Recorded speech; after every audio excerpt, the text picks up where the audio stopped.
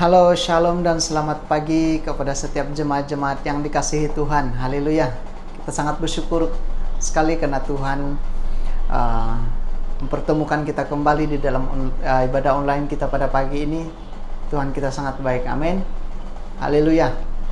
Dan bagi yang memulakan ibadah kita pada pagi ini, saya ingin membacakan beberapa ayat firman Tuhan yang terdapat di dalam Ratapan 3 ayat 21 hingga 24. Haleluya. Namun harapanku bangkit kembali apabila aku teringat akan perkara ini. Kasih Tuhan abadi dan rahmatnya tidak berkesudahan. Selalu baru setiap pagi, sesungguhnya Dia setia. Tuhan sahaja yang aku punya, oleh itu aku berharap kepadanya. Haleluya. Mari saja kita sama-sama berdoa. Haleluya Tuhan Yesus, terpujilah namamu Tuhan, termulialah Engkau.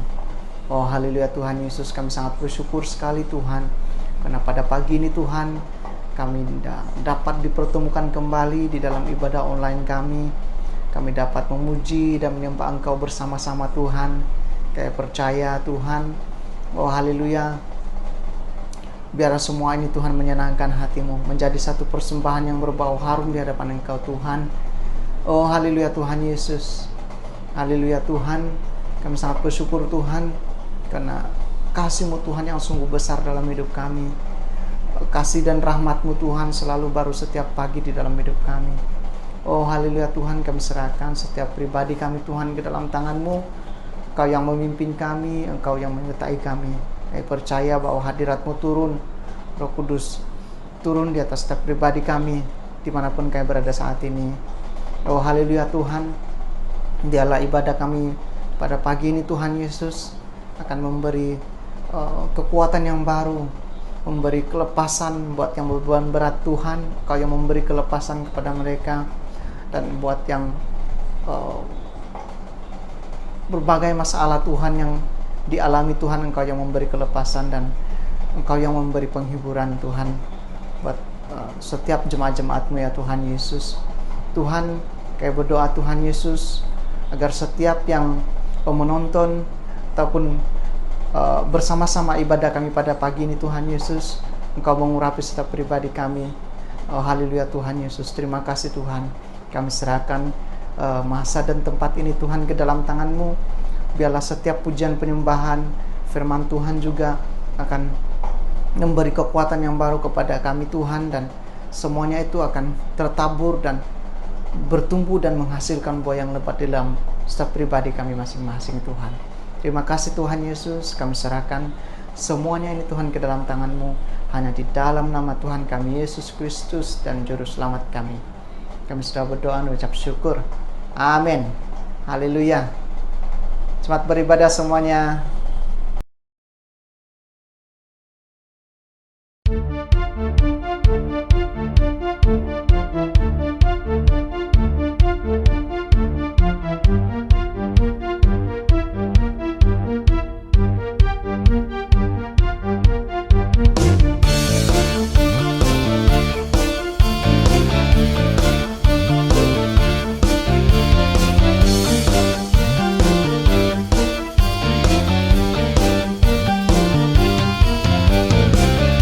Bersyukurlah kepadanya, bawalah pujian baginya, karena Dia Raja, Dia yang perkasa. Tuhanlah kekuatanku, mazmur dan keselamatanku, Dia penolongku yang beri hidupku. Kau yang berjaya, seluruh semesta sujud menyembah. Agunglah kebangkitan-Mu, mujizat telah terjadi, junjung kasih anugerah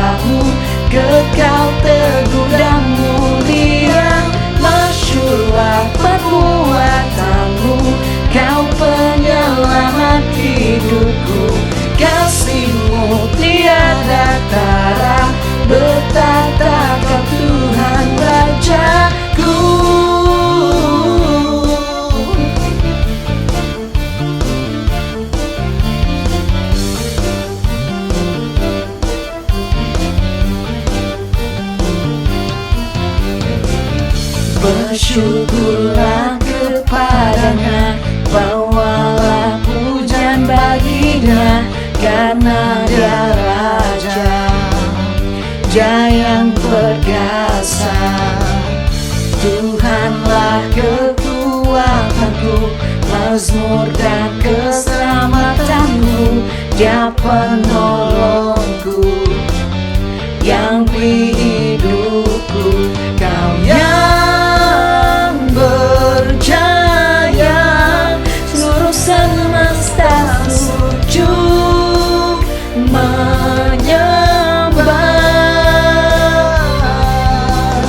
Agunglah kebangkitanmu, mujizat telah terjadi. Junjung kasih anugerahmu, kekal teguh dan mulia. Masyhurlah perbuatanmu, Kau penyelamat hidupku. Kasih-Mu tiada tara, bertahta Kau Tuhan Rajaku.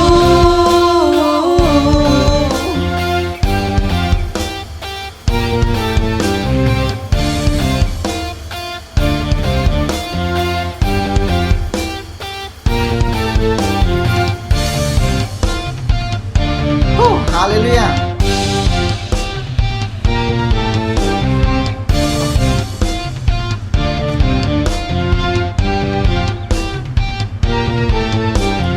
Yang berjaya, seluruh semesta sujud menyembah. Agunglah kebangkitanmu, mujizat telah terjadi. Junjung kasih anugerahmu, kekal teguh dan mulia. Masyhurlah perbuatanmu, Kau penyelamat hidupku. Kasih-Mu tiada tara, bertahta Kau Tuhan Rajaku.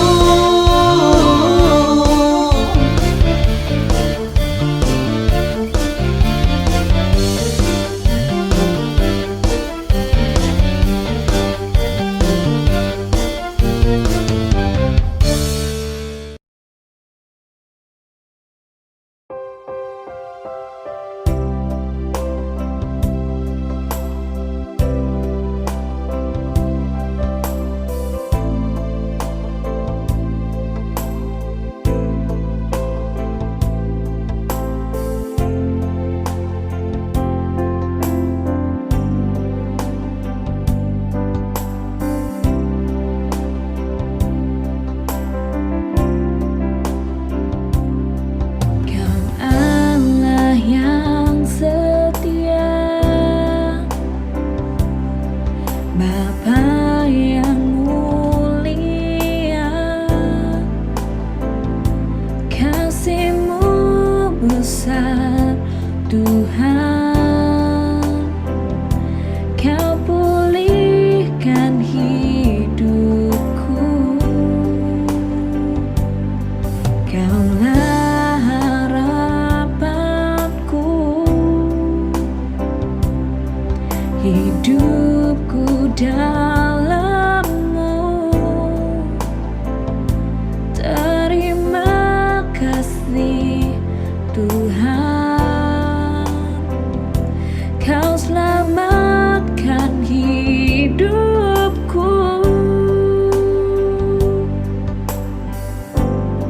Dengan apa kan ku balas segala kebaikan-Mu? Segenap hatiku menyembah-Mu, Yesus. Ku bersyukur padamu selamanya.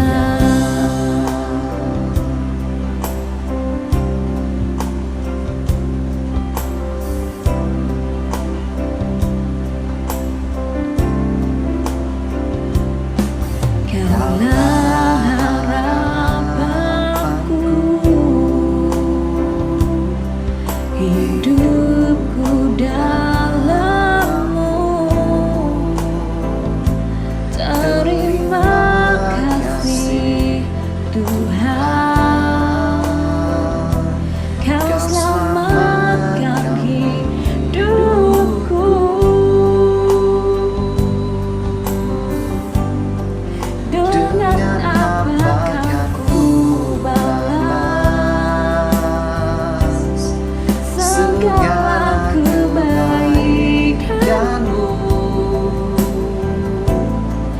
segenap hatiku menyembahmu Yesus.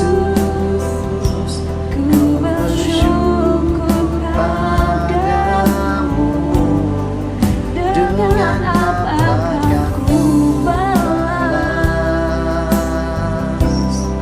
segala kebaikanmu. Segenap hatiku menyembahmu Yesus. Ku bersyukur padamu selamanya.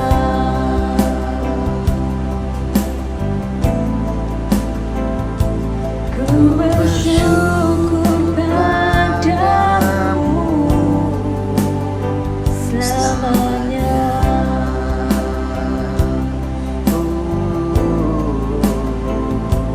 Ku bersyukur padamu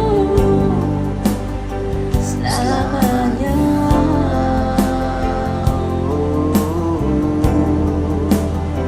Selamanya Tuhan, selamanya.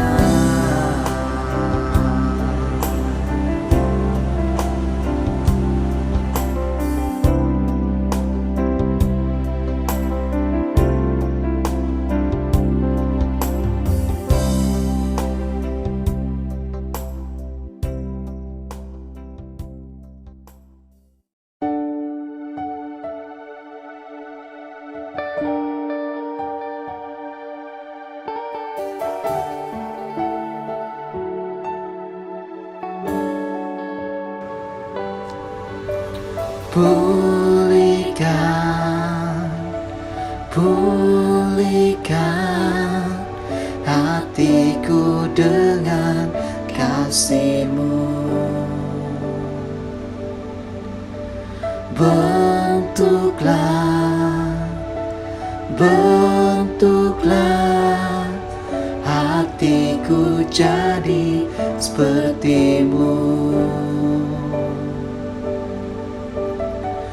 Kekudusan-Mu memenuhiku. Tuhan, ini rinduku. Ubah hatiku seperti hati-Mu. Kudus berkenan bagi-Mu. Bagaikan emas yang murni, bentuk hatiku selalu. Biar ku menjadi ciptaan baru, bebas dari semua yang jahat. Serupa dengan gambar-Mu, sucikan ku, kuduskan hatiku, Tuhan.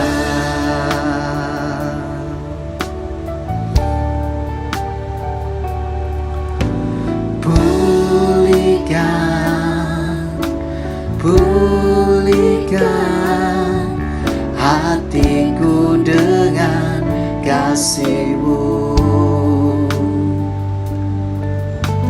Bentuklah, bentuklah hatiku jadi seperti-Mu. Kekudusan-Mu memenuhiku. Tuhan, ini rinduku. Ubah hatiku seperti hati-Mu. Kudus berkenan bagi-Mu. Bagaikan emas yang murni, bentuk hatiku selalu, biar ku menjadi ciptaan baru, bebas dari semua yang jahat, serupa dengan gambarmu, sucikan ku, kuduskan hatiku, Tuhan. Oh,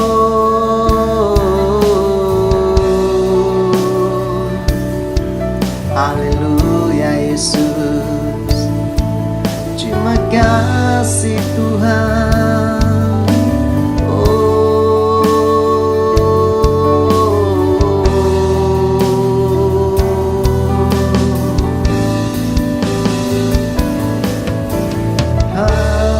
Haleluya, haleluya Yesus.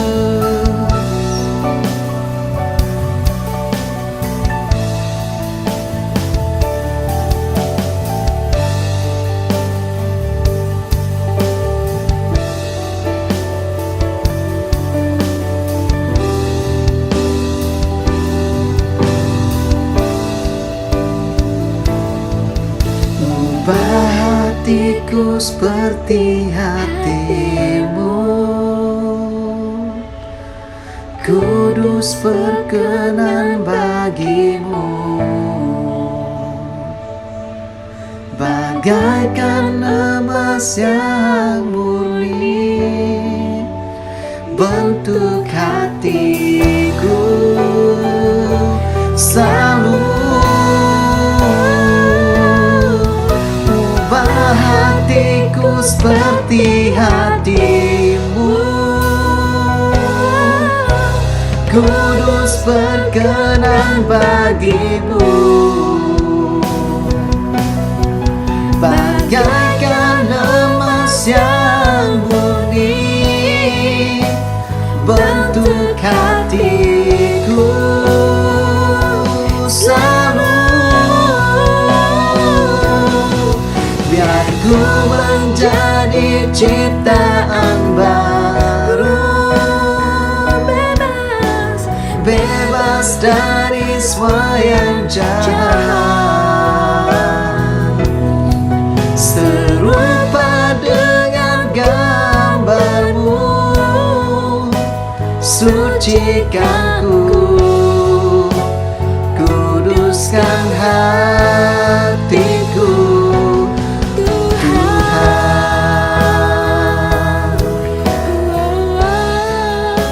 Sucikan ku, kuduskan hatiku, Tuhan.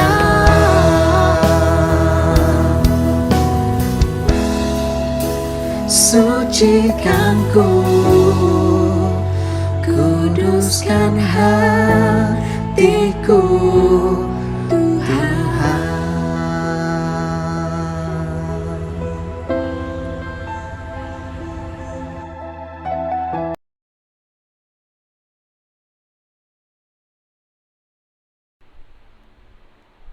Shalom, jemaat Tuhan yang saya kasihi di dalam Tuhan kita Yesus Kristus. Damai sejahtera daripada Tuhan kita menyertai setiap pribadi kita pada pagi hari ini. Terima kasih karena ada di sini bersama-sama di dalam ibadah online kita pada pagi hari ini. Dan saya mau mengingatkan kita tentang tema kita di dalam tahun 2021 ini adalah menantikan penggenapan pengharapan penuh berkat dan penyataan kemuliaan. Saya berdoa dan berharap kita semua tetap teguh dan setia di dalam masa penantian ini. Karena bila tiba waktunya, kita akan menuai apa yang kita tabur, kita akan menerima mahkota kehidupan kita. Jadi selalulah ingat bahwa segala jerih payah kita di dalam Tuhan tidak akan pernah sia-sia. Saudara-saudari yang saya kasihi, sebelum kita mendengarkan firman Tuhan pada pagi hari ini, mari kita berdoa. Saya pimpin kita di dalam doa. Haleluya Tuhan, haleluya Yesus. Bapa kami yang baik Tuhan, pada pagi hari ini kami datang di hadapan-Mu. Kami bersyukur karena kebaikan dan rahmat Tuhan bagi setiap pribadi kami, yang menyertai kami, yang selalu ada buat kami. Maka kami ada pada pagi hari ini Tuhan. Terima kasih Tuhan Yesus untuk firman-Mu. Kesempatan ini kami berdoa, serahkan ke dalam tangan-Mu. Berkati Tuhan Yesus firman yang akan kami dengar. Biarlah ini Tuhan Yesus menjadi firman yang akan menjadi rema di dalam kehidupan kami, menjadi kekuatan di dalam kehidupan kami, bahkan mendorong kami Tuhan untuk terus kuat, untuk setia di dalam Engkau. Terima kasih Tuhan, berkatilah setiap anak-anak-Mu yang mendengar firman Tuhan pada pagi hari ini. Persiapkan hati kami untuk mendengar dari firman-Mu. Dan apabila firman ini jatuh Tuhan Yesus di dalam hati kami masing-masing, akan mendapat tempat yang terbaik. Bahkan Tuhan Yesus oleh pertolongan Roh Kudus Tuhan akan dapat kami fahami firman-Mu pada pagi hari ini. Berkati Tuhan hamba-Mu yang menyampaikan firman-Mu. Berkati Tuhan Yesus setiap material yang kami pakai, firman Tuhan, bahkan apapun Tuhan yang sudah dipersiapkan. Biarlah Tuhan semuanya itu berasal daripada Engkau, hikmat dan pertolongan daripada Tuhan yang kami minta. Terima kasih Tuhan, terpujilah nama-Mu. Dalam nama Tuhan kami Yesus Kristus kami berdoa. Amin. Haleluya.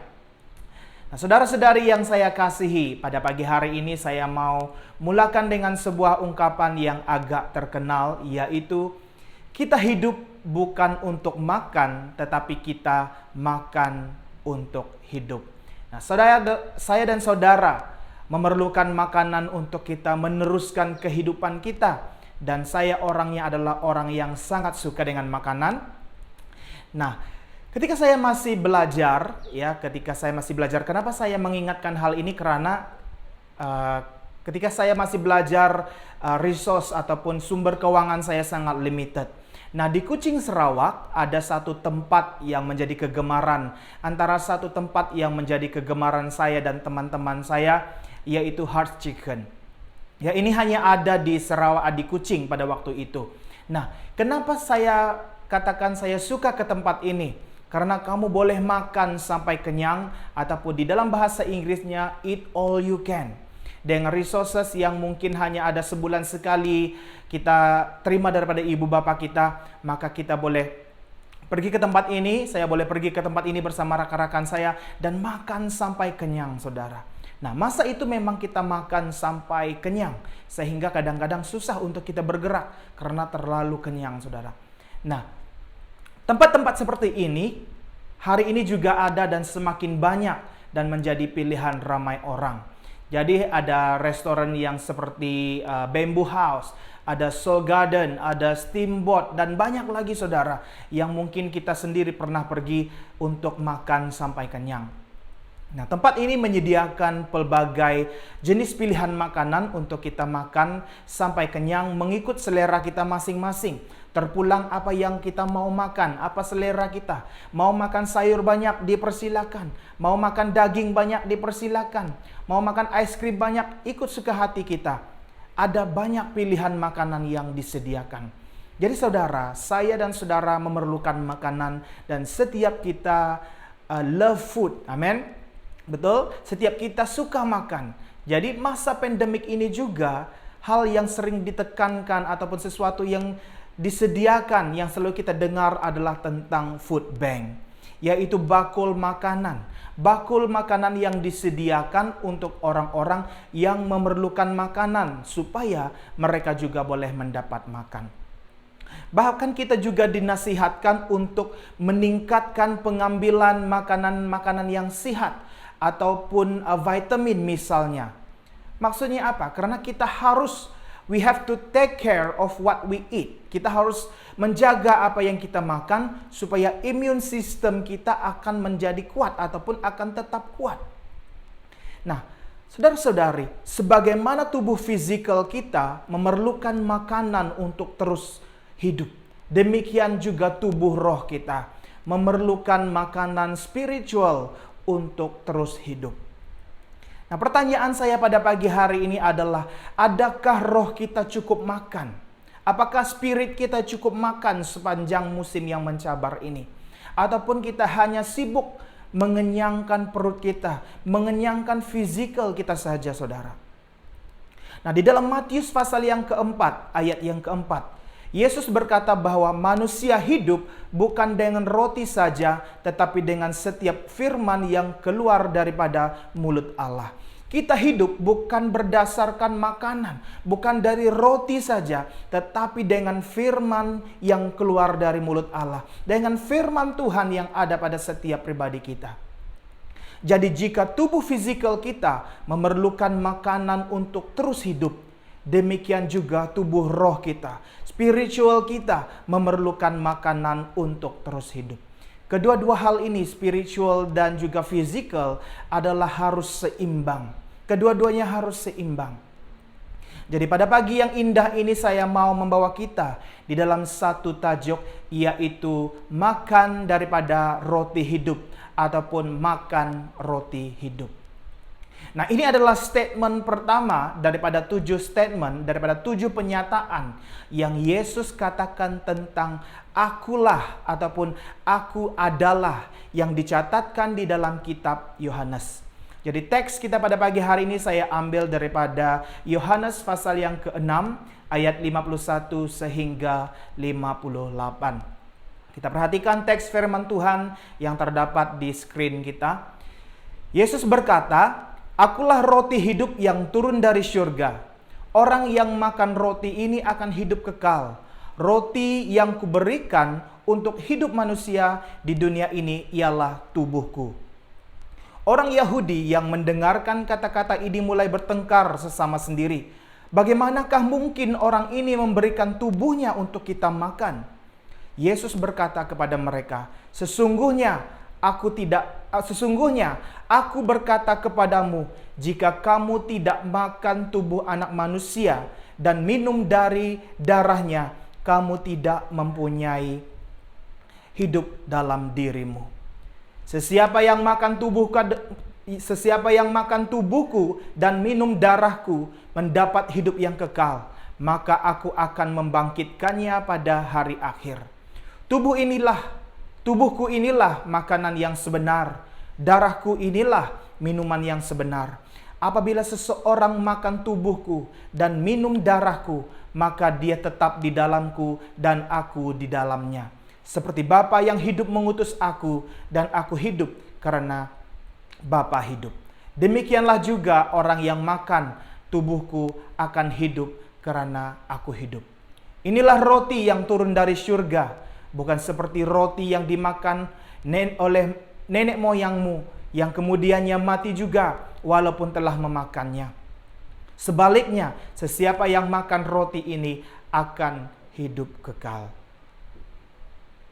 Perkataan Yesus tentang tubuh dan minum darahnya, tentang makan tubuh dan minum darahnya, jika kita lihat dari pemahaman secara manusia ataupun secara fisikal, ataupun orang zaman sekarang panggil pembaris, yaitu lurus bendul, ini adalah sangat bertentangan dengan hukum orang Yahudi. Sebab itu di dalam ayat yang ke-52 dikatakan, orang Yahudi yang mendengar kata-kata ini mulai bertengkar sesama sendiri. Bagaimanakah mungkin orang ini memberikan tubuhnya untuk kita makan? Minum darah dan makan daging manusia itu adalah against the law. Ya, tidak boleh makan darah ataupun makan daging manusia.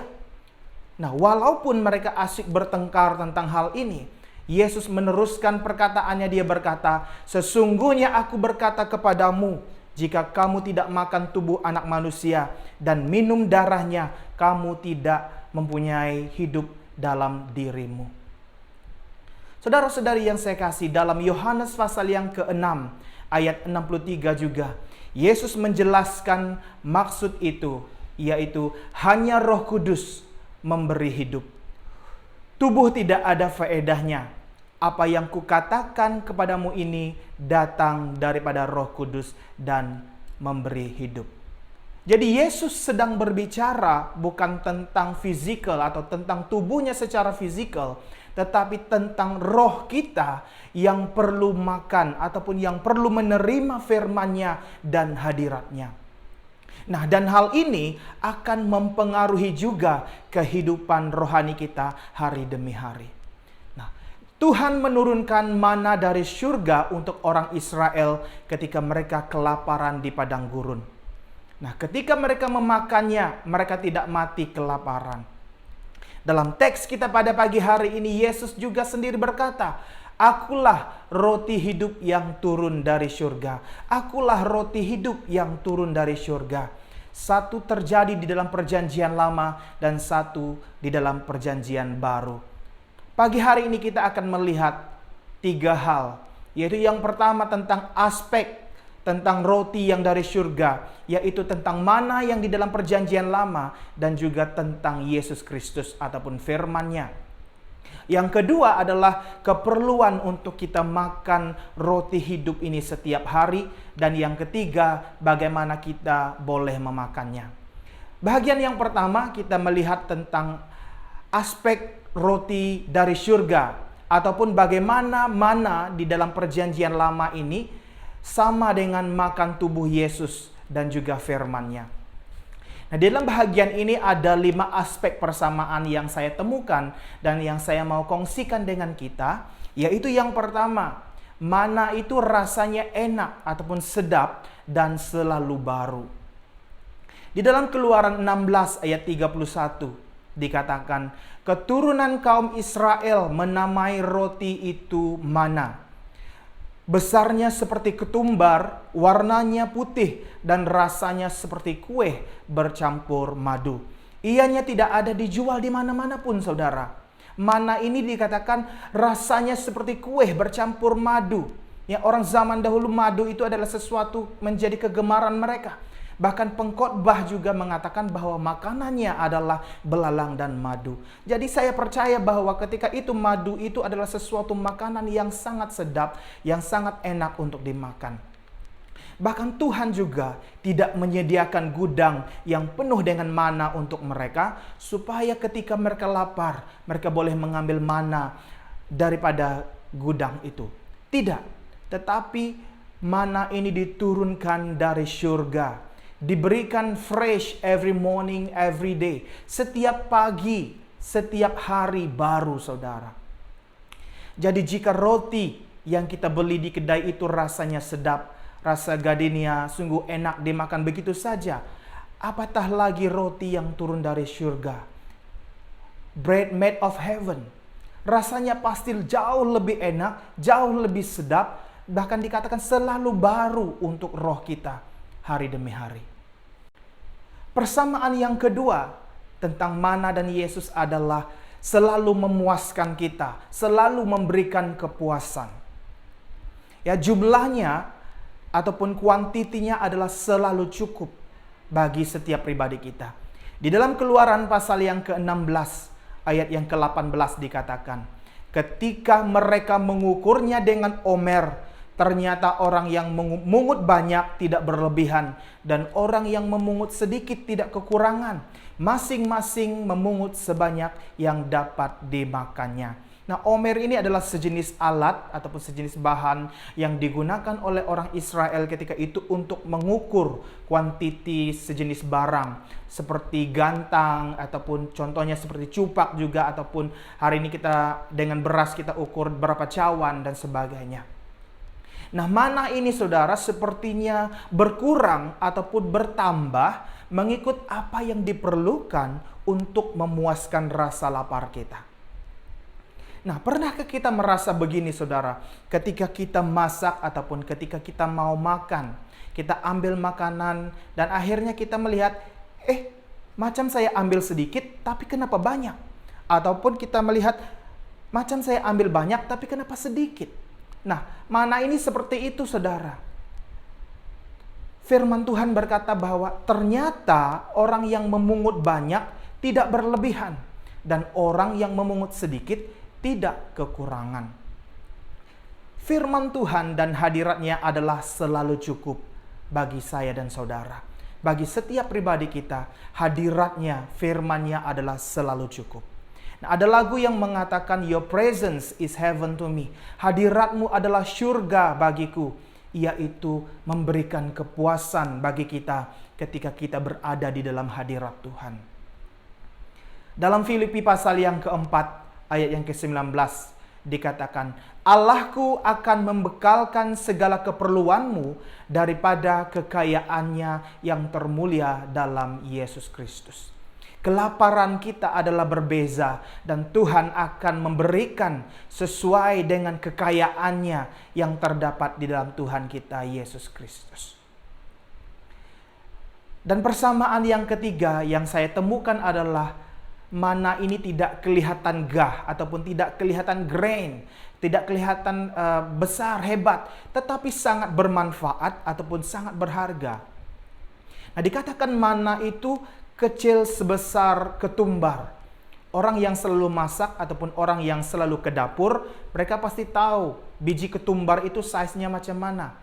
Lebih kecil daripada kacang, saudara. Sangat kecil, lebih kecil daripada kacang hijau.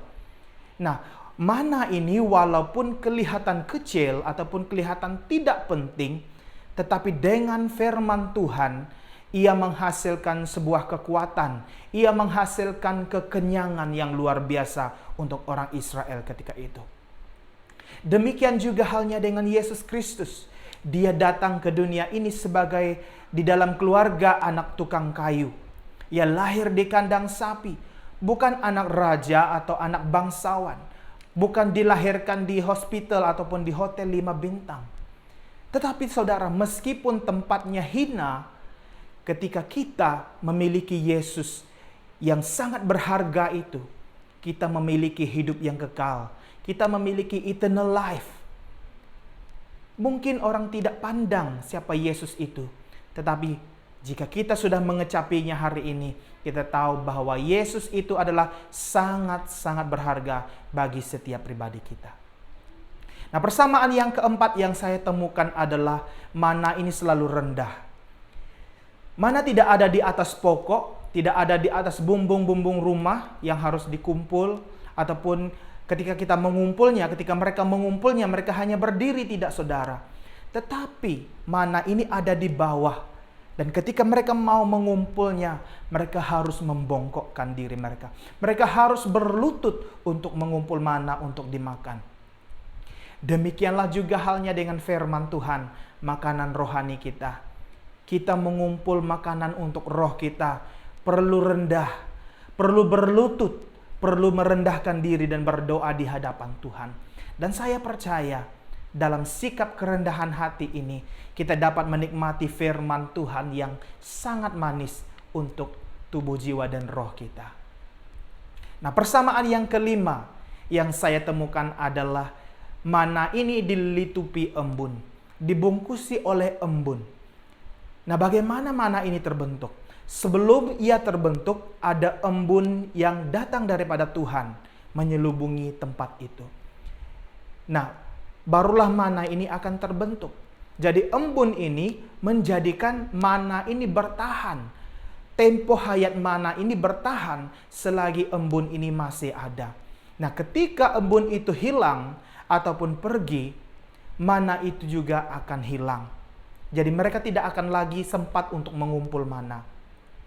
Jadi embun ini saya melihat di dalam pribadi kita adalah melambangkan tentang Roh Kudus yang ada di dalam setiap kita. Roh Kudus ini menyatakan, dia mengungkapkan firman Tuhan dan mengurapi firman Tuhan yang kita pelajari, yang kita gali untuk menjadi makanan untuk roh kita. Ada sebuah ungkapan berkata begini, if you have the Spirit without the Word, you blow up. If you have the Word without the Spirit, you dry up. If you have the Spirit and the Word, you grow up. Maksudnya apa saudara? Jika kamu mempunyai roh, tetapi tanpa firman, kamu akan hancur. Jika kamu mempunyai firman, tapi tanpa roh, kamu akan merasa kering, merasa kosong. Tetapi jika kamu memiliki roh dan memiliki firman Tuhan, kamu akan tetap bertumbuh. Jadi ini adalah 5 aspek yang saya lihat, yang saya mau bawakan untuk kita lihat bersama-sama. Perhatikan bagaimana persamaan di antara roti yang dari surga Ini dikatakan dalam perjanjian lama, yaitu mana, dan roti yang dari surga yang dikatakan di dalam perjanjian baru, yaitu Yesus Kristus. Yang pertama rasanya enak dan sedap dan juga selalu baru untuk roh kita. Rasanya selalu memuaskan kita, memberikan kepuasan kepada saya dan saudara. Ia mungkin tidak kelihatan gah ataupun grand, tetapi sangat berharga, sangat bermanfaat untuk kita. Yang keempat, selalu rendah. Yang kelima, dilitupi embun ataupun dilitupi oleh Roh Kudus. Bahagian yang kedua, saya mau mengajak kita melihat keperluan untuk makan roti hidup setiap hari. Keperluan untuk kita makan dari firman Tuhan itu setiap hari. Begini saudara, sebelum kita makan roti hidup ataupun roti dari surga ini, kita harus belajar untuk membangkitkan selera makan kita. Kita harus belajar untuk membangkitkan selera kita supaya kita bergairah untuk makan. Karena apa? Karena ketika kita mengajak orang datang ke rumah kita untuk makan malam, kita sudah mempersiapkan makanan yang enak-enak, makanan yang sedap-sedap untuk dinikmati bersama. Tetapi ketika kita sebelum makan, 30 menit sebelum makan malam, kita menikmati junk food. Kita makan keropok, kita minum cola, minum minuman berges, kita minum biskuit hampir separuh bungkus.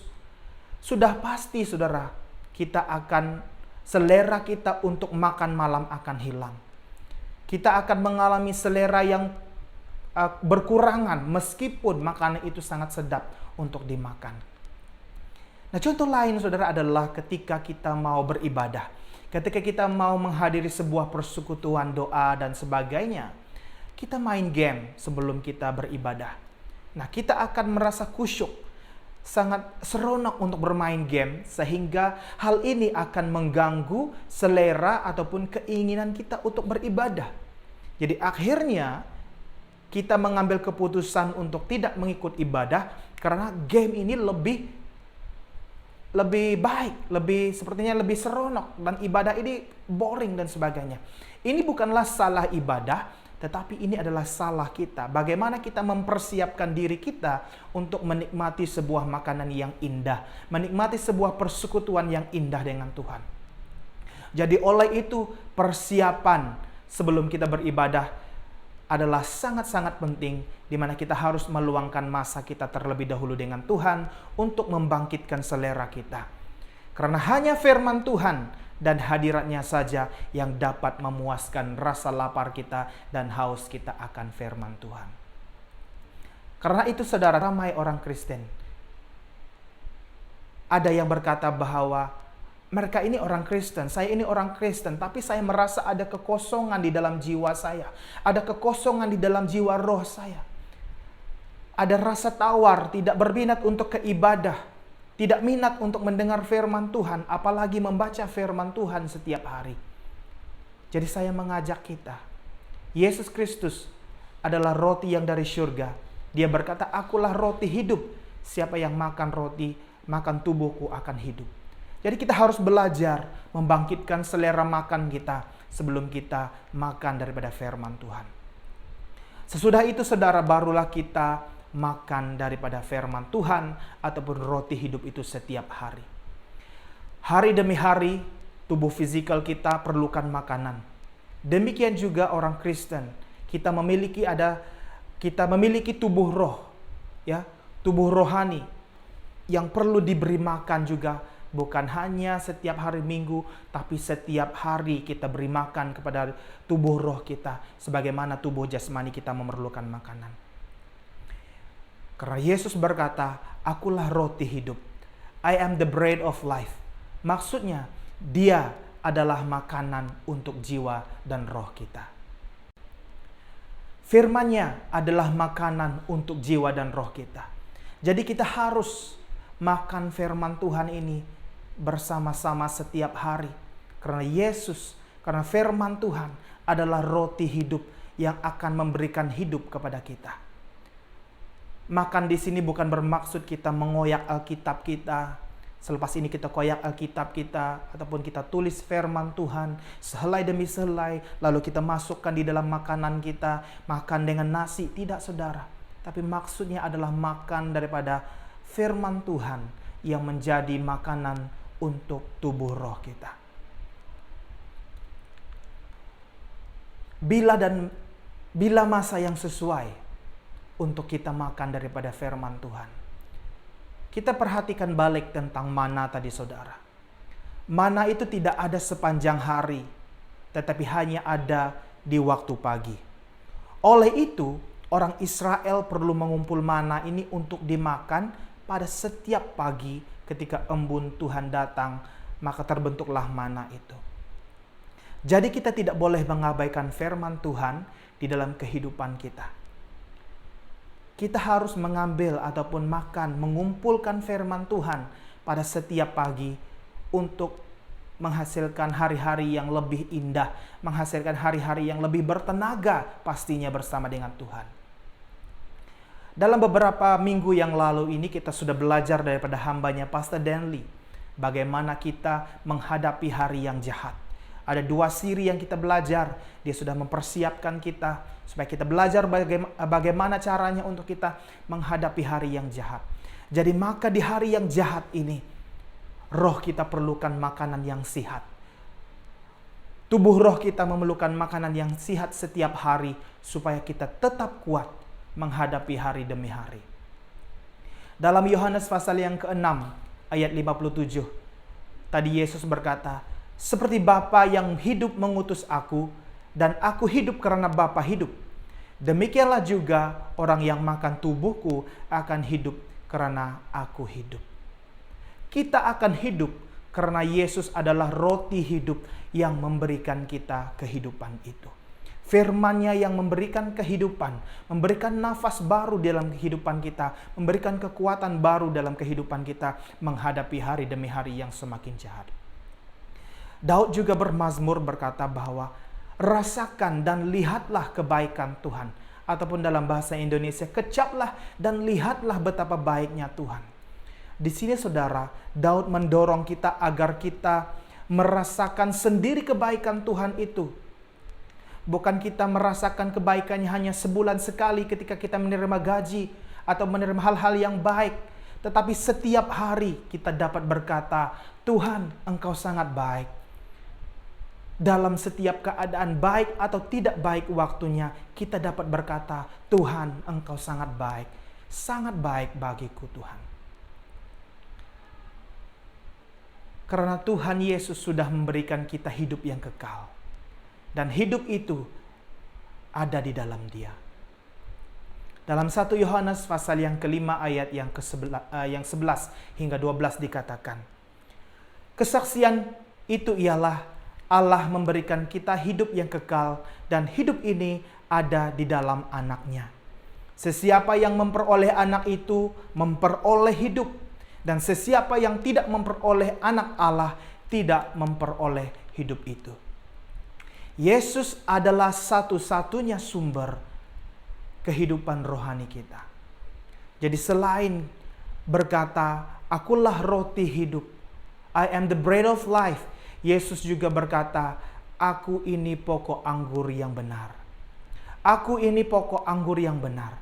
Jadi jika kita sebagai ranting, kita harus connected, kita harus bersambung, kita harus berhubung kepada pokok anggur yang benar ini untuk kita mendapatkan nutrisi, mendapatkan nutrien yang baik, serta tetap hidup sehat dan kuat di dalam Dia. Bahagian yang ketiga, bagaimana kita boleh makan dari roti hidup ini? Yang pertama, caranya kita datang kepada Tuhan di dalam doa kita, dalam pujian kita, dalam penyembahan kita. Dan kita nantikan Tuhan sama seperti Maria, yaitu saudara Marta, apa yang dia lakukan. Dia berdiam di kaki Yesus. Dia mendengarkan apa yang dikatakan oleh Tuhan Yesus. Sedangkan Marta sedang menyibukkan dirinya. Tuhan tidak mau kita sangat sibuk dengan kehidupan harian kita. Tapi ambil waktu berdiam di hadapan Tuhan, mendengarkan firman Tuhan. atau seperti apa yang Daud lakukan. Dia bermazmur kepada Tuhan, dia bernyanyi kepada Tuhan, menaikkan puji-pujian kepada Tuhan dengan kecapi. Dia meninggikan Tuhan, memuliakan Tuhan. Jadi saudara-saudari, marilah kita mendekat kepada Tuhan, maka Dia akan mendekat kepada kita. Hari ini sehari semakin jahat, kita memerlukan Tuhan Yesus. Setiap hari dalam kehidupan kita menjadi kekuatan kita. Jadi mari kita mendekat kepada Tuhan setiap hari. Seterusnya kita merenungkan firman Tuhan. Meditate on the words. Meditasi atas firman Tuhan. Masih ingat saudara khotbah Bertanah beberapa minggu yang lalu? Dia mengajarkan kita tentang 3 cara untuk kita mendengarkan daripada Tuhan. Dan salah satu cara untuk kita mendengar dari Tuhan adalah nasihat daripada firman Tuhan. Jadi sangat penting untuk kita merenungkan firman Tuhan itu sedalam-dalamnya. Untuk kita mendengar nasihat daripada firman Tuhan. Ataupun dalam arti kata lain mendengar suara Tuhan.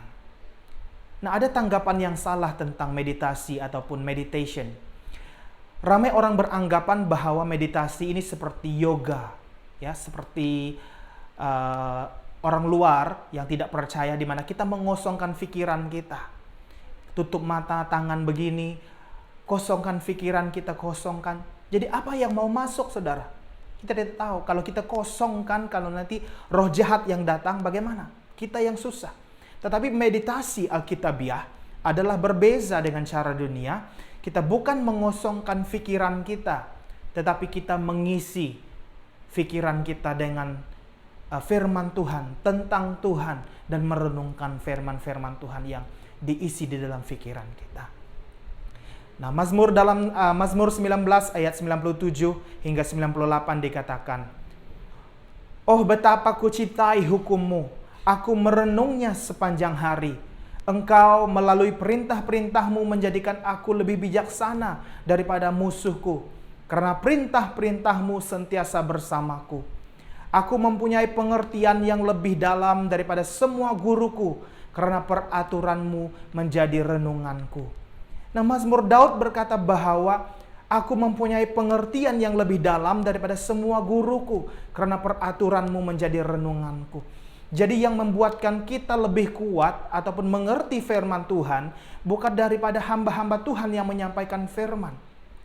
Tetapi ketika kita membiarkan Roh Kudus Tuhan sendiri yang bekerja melalui firman itu dalam setiap pribadi kita, maka dikatakan dia mempunyai pengertian yang lebih dalam daripada semua gurunya, karena peraturan ataupun firman Tuhan itu yang menjadi renungannya. Jadi meditasi ini akan mengubah kebenaran tentang Kristus berulang-ulang di dalam pikiran kita dan di dalam jiwa kita. Jadi jika kita merenungkan firman Tuhan, jika kita meditasi atas firman Tuhan, bukan kita mengosongkan pikiran kita, tetapi mengisi pikiran kita tentang Kristus, tentang firman-firman-Nya. Bahkan saudara, meditasi ini adalah sama seperti pencernaan, sistem pencernaan. Bagaimana sebuah makanan itu dicerna di dalam badan kita. Oke, makanan tidak akan mendatangkan khasiat yang maksimum kepada badan kita jika ianya tidak dicerna dengan baik. Jadi pencernaan makanan tidak bermula di dalam perut kita, tetapi ia bermula di dalam mulut kita. Jadi kita harus mengunyah makanan itu sehingga hancur, sehancur yang boleh, supaya kita boleh menelannya. Jadi pencernaan akan memecah-mecahkan makanan ini ke bentuk yang lebih kecil, supaya ia dapat diserap oleh badan kita, maka diserap nutrition yang ada, nutrisi yang ada masuk ke dalam badan kita. Itulah yang memberikan kita kekuatan. Sama juga dengan firman Tuhan, perlu dihadam, dicerna, supaya kita dapat memahami firman Tuhan itu atau mendapat khasiat dari firman Tuhan itu untuk roh kita. Jadi proses penghadaman firman Tuhan adalah memberi ruang untuk Roh Kudus bekerja dalam pikiran dan hati kita yang membacakan firman Tuhan. Dalam Mazmur 119 ayat 130 dikatakan, "Kedatangan firman-Mu membawa cahaya, memberi pengertian kepada orang yang tulus." Jadi ketika kita meditasi, merenungkan firman Tuhan, kedatangan firman Tuhan dikatakan membawa cahaya dan memberi pengertian kepada orang yang tulus. Karena firman Tuhan itu mengandungi banyak rahasia dan kita perlu merenungkan siang dan malam. Semenit saja mungkin kita tidak akan cukup saudara untuk kita memahami apa yang dikatakan ataupun apa yang tertulis dalam firman Tuhan. Saudara-saudari yang saya kasih, saya akhiri dengan sebuah ilustrasi. Ada seorang businessman yang sangat kaya dan dia ada seorang anak. Anak ini tidak berdisiplin di dalam pekerjaannya dan tidak ada satupun yang dia boleh kerjakan di dalam bisnis ayahnya. Jadi ayahnya sangat kecewa dan dia mengambil keputusan untuk tidak memberikan apa yang dia mau sesuka hatinya pada bila-bila masa. Jadi dia menetapkan untuk memberikan dia gaji tahunan, bahwa dia akan menerima gaji sekali setahun. Jadi anaknya ini hanya datang kepada bapaknya sekali setahun untuk mendapatkan cek daripada ayahnya yang kaya. Nah, bapaknya sangat merindui dia dan dia sangat sedih karena dia hanya boleh bertemu anaknya setahun sekali. Pada tahun yang berikutnya, anak ini datang kepada bapaknya. Ayah, kenapa gaji saya sangat sedikit? Apakah ayah tidak peduli ataupun tidak kisah tentang apa yang saya makan? Apakah saya cukup makan atau tidak? Bapaknya menjawab, bukan karena saya tidak peduli, bukan karena saya tidak kisah apa yang kamu makan, apakah kamu ada cukup atau tidak. Tapi karena saya peduli akan kamu, saya bayar gaji kamu sekali sebulan, bukan setahun sekali. Jadi kamu akan datang berjumpa dengan saya setiap bulan dan selalu ada masa untuk saya. Pada mulanya anak ini sangat marah. Dia sangat marah akan tindakan ayahnya. Tapi setelah beberapa bulan dia mengambil cek dan meluangkan masa bersama bapaknya, dia mulai sadar bahwa sebenarnya dia sangat mengasihi bapaknya. Lama-kelamaan mereka menjadi sangat karib, menjadi best friend. Dia berubah menjadi seorang yang sangat dihormati. Saudara-saudari yang saya kasihi, beginilah firman Tuhan untuk saya dan saudara. Tuhan mau melayan kita. Dia mau kita memiliki hubungan dengan Dia sekerap yang mungkin. Bukan hanya setahun sekali, bukan hanya seminggu yang sekali, tapi setiap hari Tuhan mau kita datang kepadanya. Bukan untuk menyusahkan kita, tetapi karena Dia mengasihi kita, Dia mau kita meluangkan masa bersama-sama dengan Dia. Karena inilah satu-satunya cara yang akan mengubahkan kita, yaitu dengan berdiam dan menikmati hadirat Tuhan. Jadi saudara, saya mengajak kita semua pada pagi ini untuk sama-sama mengambil masa, merenungkan firman Tuhan, berdoa setiap hari.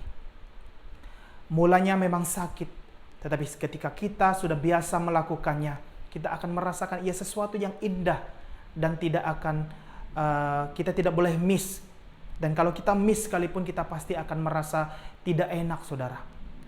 Karena saya percaya bahwa saat kita menikmati firman Tuhan, saat kita mengisi roh kita dengan firman Tuhan setiap hari, kita akan diberikan kekuatan yang baru.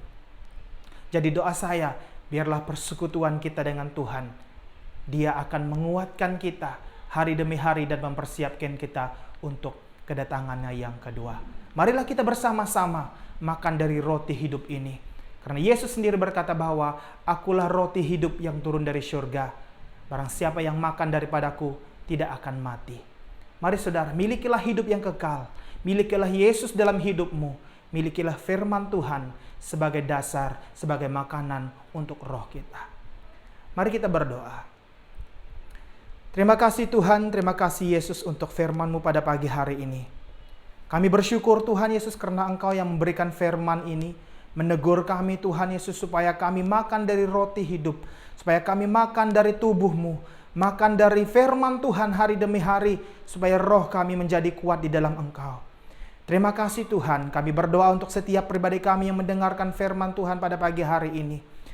Berikanlah Tuhan kekuatan, berikanlah kecekalan di dalam hati kami Tuhan Yesus. Komitmen Tuhan Yesus di hadapan Engkau, supaya kami boleh melakukan hal ini bersama-sama. Mungkin kami lemah Tuhan, mungkin ada kesibukan-kesibukan lain, tapi kami berdoa Roh Kudus Tuhan yang menolong kami, memberikan kami kekuatan, yang membangkitkan selera kami Tuhan Yesus untuk menikmati sabda firman-Mu. Terima kasih Tuhan, terpujilah nama-Mu, terpujilah nama-Mu. Mari jemaat Tuhan yang saya kasih dimanapun kita berada, mari kita angkatkan kedua tangan kita. Saya mau melepaskan berkat Tuhan bagi setiap pribadi kita. Tuhan memberkati kamu dan melindungi kamu. Tuhan menyinari kamu dengan wajahnya dan memberi kamu kasih karunia. Tuhan menghadapkan wajahnya kepadamu dan memberi kamu kedamaian. Diberkatilah setiap kita, di dalam nama Tuhan kami Yesus Kristus kami berdoa. Amin. Haleluya. Tuhan Yesus memberkati. Suaramu angkat hatimu katakan